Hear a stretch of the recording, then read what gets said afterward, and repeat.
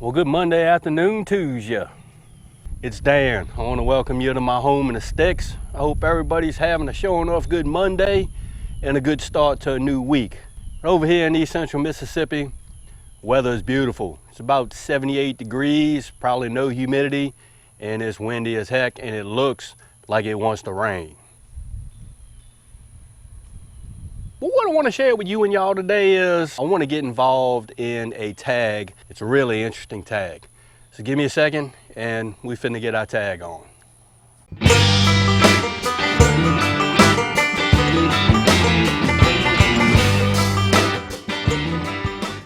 All right, brothers and sisters, before we get to crack-a-lacking on this video, I want to tell you, Lord of mercy, if you are new to the channel, I sure enough want to welcome you. And if you returning just to see what old Dan's got going on over her in the sticks, I thank y'all for coming back. But the tag that we finna talk about is 3 things that I've learned in the 2019 growing season. I believe the tag was started by Miss Linda over at PG Nano Farm. My brother Rob, the Sapper Gardener over at Essayon's Family Garden, he got involved in the tag and he left it open. So I was like, you know what? This is a really cool tag because you can see what their successes and their failures are in their garden. It could be all successes, it could be all failures, but it's sure enough cool and interesting to see what everybody's doing different, if they did anything different and what they learned. The first thing that I sure enough learned this growing season is do not plant sunflowers next to tomato plants. And this is just for my application. I don't know if it works this way for you and y'all, but I know here in East Central Mississippi, it's not a good idea to plant sunflowers next to tomato plants. In my very weedy 16-foot raised bed over there, and for some strange reason, the stink bugs moved in. I mean, I had hordes of stink bugs. They love getting all over the sunflowers. And for some strange reason, they migrated to the tomato plants. I'm into the habit of actually just sporadically planting sunflowers because I just like sunflowers. They're pretty, they look cool, and I like having them in the garden. And we're just not gonna plant them near the tomatoes. The second thing that I sure enough learned for the 2019 growing season is, Dan, you need to develop a better plan. You need to get a strategy in place before you get to planting out your spring crops or your fall crops. I normally have a semi-plan in place because, for one, I always plant the same thing all the time.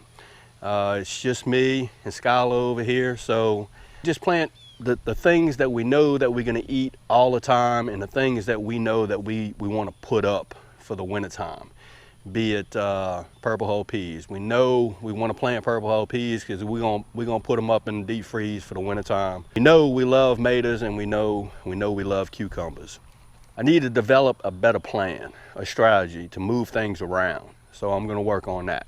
That's something I sure enough learned. All right, and lastly, the third thing that I learned this year is don't rely on weather conditions to time your planting. Okay, what do you mean by that, Dan? Well, this time last year, I had my fall crops in and they were banging, I'm here to tell you. They were just showing enough getting their grow on. I followed pretty much the weather patterns from last year and I hit it just pretty much on time. This year for the fall garden, it's just, the weather has just been too hot for all the brassicas. They don't like it, they die off. No longer gonna plant by the weather. I'm gonna do my research and to an extent plant by the weather, but I'm gonna do more research. It's kind of hard to predict Mother Nature, we all know that. But with a little bit of time, patience, and some research, you can get your planting weather pretty much on time. Now that the temperatures are getting cooler, the brassicas are starting to perk up and look good, and that's a good thing.